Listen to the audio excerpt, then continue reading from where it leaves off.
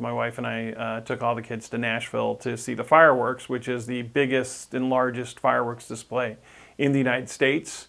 And we're actually down on the river, about 20 yards off of the river, in the middle of fireworks, about a 30-minute fireworks demonstration. And about halfway through, we know there were some things that were dropping down from the fireworks, and just a little paper and some little piece of rubber. And I ended up getting, it felt this sharp pain, like something hit me and fell out of the sky and hit me in my shoulder. And I grabbed my shoulder and I thought it bounced off, and I looked at my son who was directly to my right, and I said, "Maverick, did you feel something too, or did you see that?" And he said, "No." And I said, "Man, I got hit," because it felt like I got hit with a baseball bat. And I grabbed my shoulder and I looked down, and Maverick said, "You're bleeding."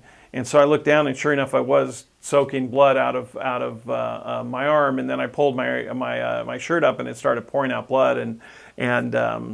So we kind of still didn't know what was going on. So we tried to stop the bleeding. I got a little woozy and had to lay down. In fact, watched the last 15 minutes of the fireworks on my back in my wife's lap, basically.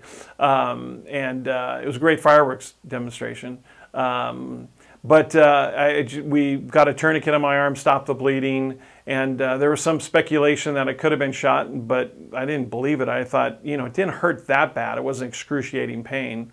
And so we ended up going to the hospital, and went through the whole trauma unit, and they took an x-ray of it and found out there's a bullet in my shoulder, and it was not in the joint, so that was good news. And they were going to take it out, and then they decided that was too deep, that it would require major surgery, so they were just going to leave it in. So no, I haven't set off metal detectors, and no, they don't know who shot it off.